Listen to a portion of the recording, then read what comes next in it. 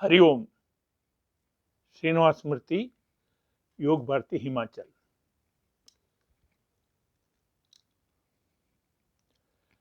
आज आपके सम्मुख में एक प्राणमय कोश के बारे में चर्चा करने के लिए बैठा हूं। प्राणमय कोश समझना सरल हो, इस कारण से सरल शब्दों में उपयोग करते हुए कह रहा हूं।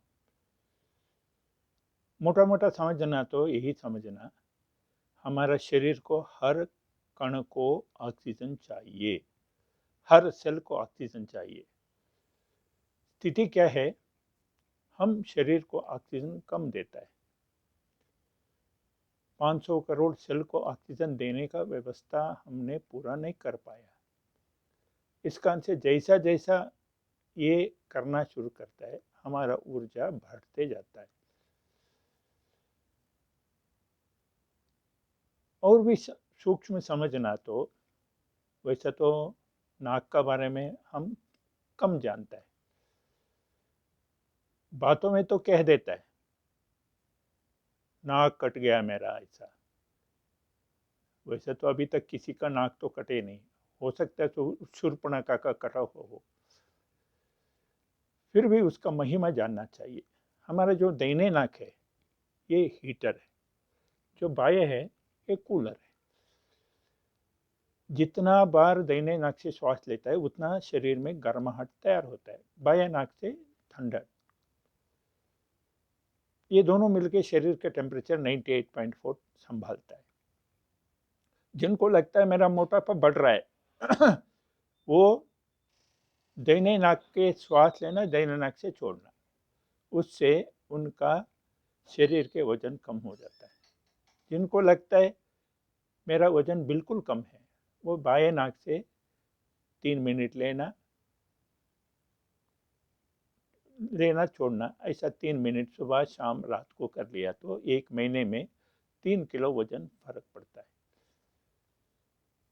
नाक का काम एयर फिल्टर भी है, ये हमारा शरीर में एक काम करते रहता है। अब इसी के आगे चलते हुए प्राणायाम कहता है, क्योंकि शरीर के हर अंग को ऑक्सीजन चाहिए। स्वामी रामदेव जी कहता है किस अंग को ऑक्सीजन नहीं मिलते वो काम करना बंद कर देता है।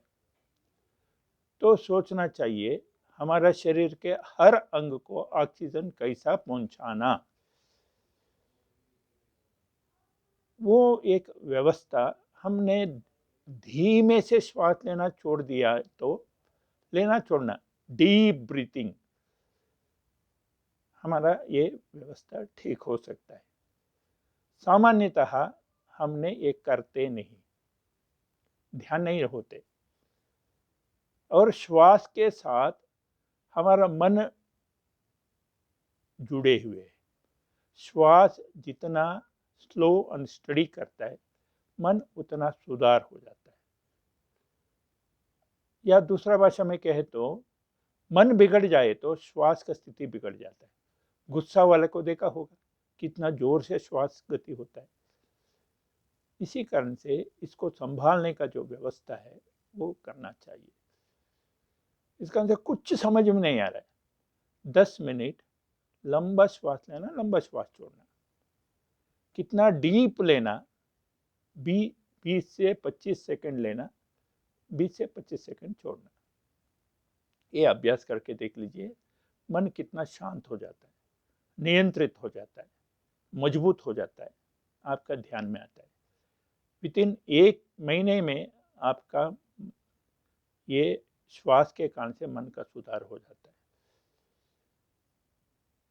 और जो इसी में ही सब कुछ प्राणायाम जुड़ा है।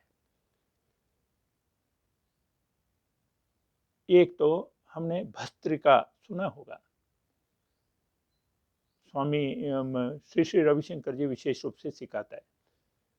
वो दोनों हाथ ऊपर उठाना, श्वास लेना छोड़ना, लेना छोड़ना। एक ऋषि से पंप आउट करने का तरीका है। जब ये भी कर लेंगे, हमारा शरीर में जितना भी रुकावट है निवारण हो जाता है। रुकावट ही हमारा प्राण शक्ति का कमजोर करता है।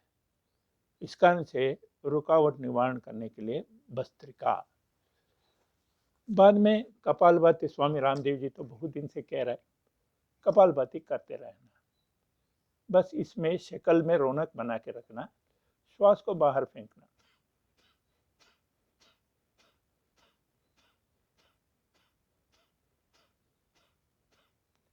ये फेफड़ा का शक्ति बढ़ाने के लिए। फेफड़ा का शक्ति 5 लीटर का है, 1.25 लीटर से गुजारा कर रहा है। इस कारण से आने वाले हर सेल के ऑक्सीजन देने में विफल हो जाते हैं हम। इस कारण से कपालभाति करते रहे तो श्वास शक्ति हमारा बढ़ जाता है। करके देख लीजिए, आनंद भी आता है और ऊर्जा भी भर जाता है। इसके बाद है, ये भी 60-70 से शुरू करना, 2 मिनट, 3 मिनट, 4 मिनट बढ़ाना। हजम करना भी है। स्वामी रामदेव जी कह दिया आधा घंटा कर लेता हूँ कह के अपना आंतरिक व्यवस्था को डिस्टर्ब नहीं करना। इस कारण से हजम शब्द उपयोग किया। जिससे करने से शरीर को ऊर्जा मिलता है वो करते रहना। आगे वो करने का, इसके साथ हमने कुछ और जोड़ना है। उसको कहता है शीतली। शीतली कैसा होता है? होठ को शून्य बनाना, जीभ बाहर, जीभ से श्वास लेना, नाक से छोड़ना।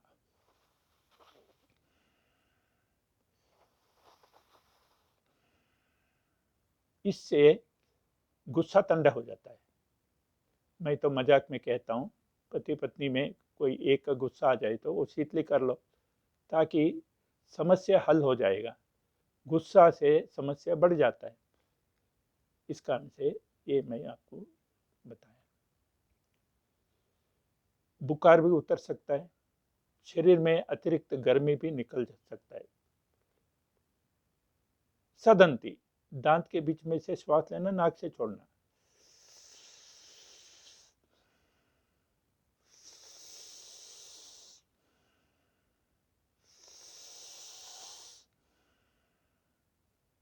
ये सदंती से दांत मजबूत होता है। दांत के बीच में जो बैक्टीरिया है वो मर जाता है, मसूड़े को ऊर्जा मिल जाता है और मसूड़े के आखिरी हिस्सा तक ऑक्सीजन पहुंच जाता है, वहाँ के गंदगी निकल जाता है। इसके बाद उजराई, श्वास खींचना, गले के अंदर लेना।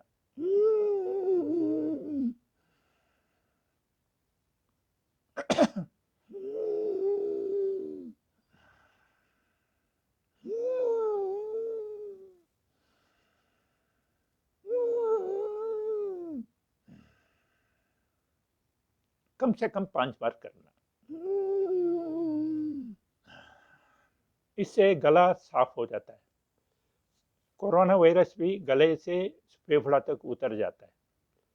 अगर वही मर जाए तो हमारा श्वास का तकलीफ नहीं रहते। इस दृष्टि से ये सोचना। उसके बाद भ्रामरी, दिमाग को तेज करने के लिए।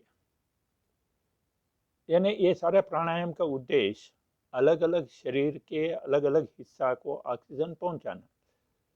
अगर हमारा मन पक्का है तो मानसिक शक्ति से आंतरिक शक्ति को जगाते हुए जहाँ किसको पहुंचाना, ऑक्सीजन पहुंचाना, दर्द दूर करना, उससे सारे होता है। इस कारण से भ्रामरी में दिमाग का शक्ति बढ़ जाता है।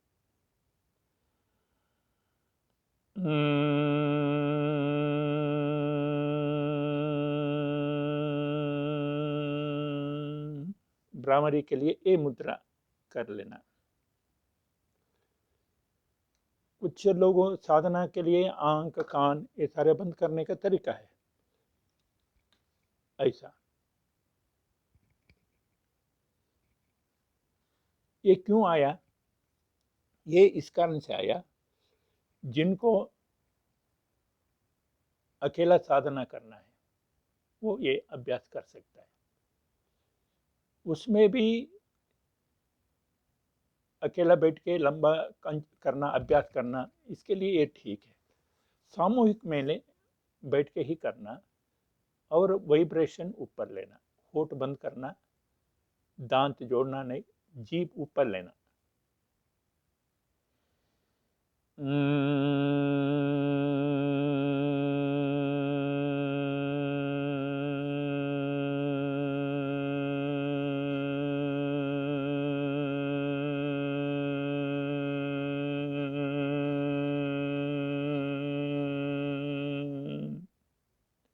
बीस 25 सेकंड तक इसका उच्चारण हो सकता है।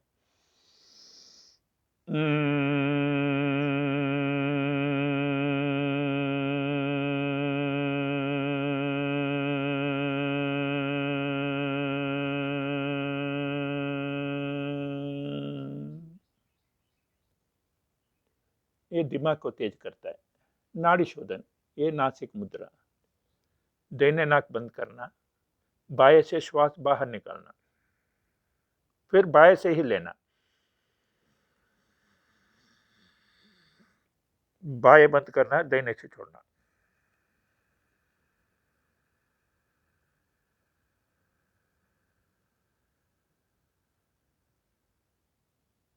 फिर दाहिने से लेना,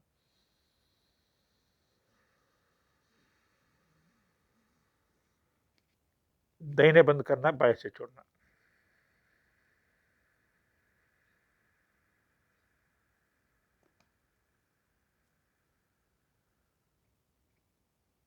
ऐसा 9 बार करना।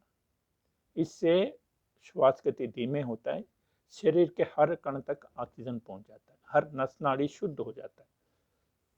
नस नाड़ी में डैमेज है या दबे हुए है या गंदगी है तो ठीक काम नहीं कर सकते, और नस नाड़ी काम नहीं किया तो हर अंग के जो अटैच्ड है वो भी काम नहीं कर सकते। इसी दृष्टि से अभी ओंकार है, प्राणायाम में बहुत महत्वपूर्ण, यानी ओंकार है। केवल 21 बार सुबह, 21 बार दोपहर को, 21 बार शाम को ओंकार कर लिया तो मानसिक शक्ति अपार बढ़ जाता है। बहुत बीमारी मानसिक शक्ति कमजोरी होने के कारण से ही होता है। इस कारण से मैं एक बार ओंकार लंबा करके दिखाता हूँ। अब देख लीजिए, पुराना श्वास को बाहर निकालना, ताजी हवा भरना,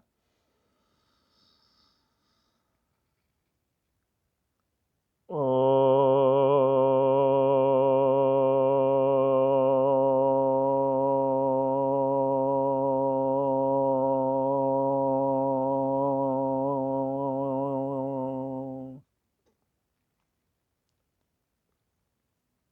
और भी एक बार,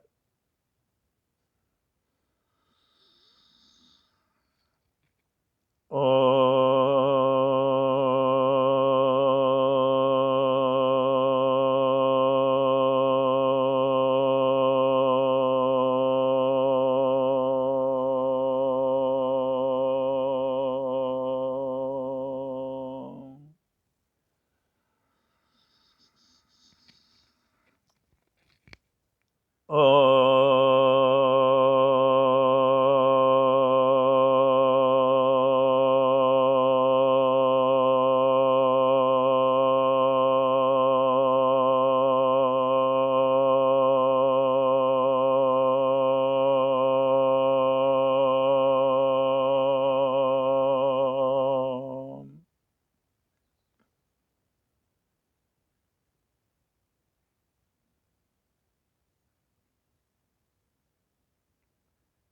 ध्यान, लंबा श्वास लेना, लंबा श्वास छोड़ना, हर श्वास के साथ दैवी शक्ति बढ़ते जाना।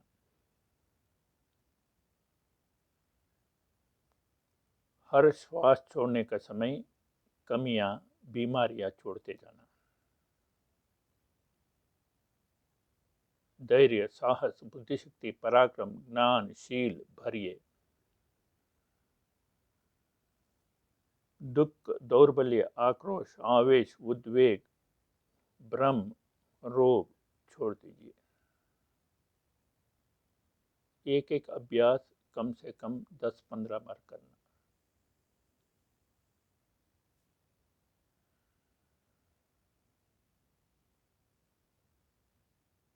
तीसरा अभ्यास, श्वास लेने के समय मन ही मन राम का जाप करिए।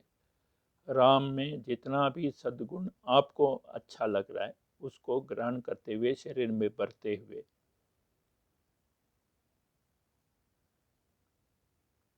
श्वास छोड़ने का समय ओंकार का जाप करिए। राम ओम में मन मिल जाए।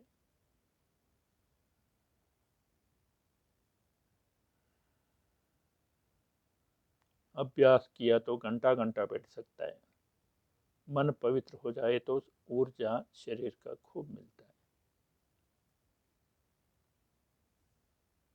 सर्वे भवन्तु सुखिनः, सर्वे सन्तु निरामया, सर्वे भद्राणि पश्यन्तु, मा कश्चित् दुःखभाग् भवेत्।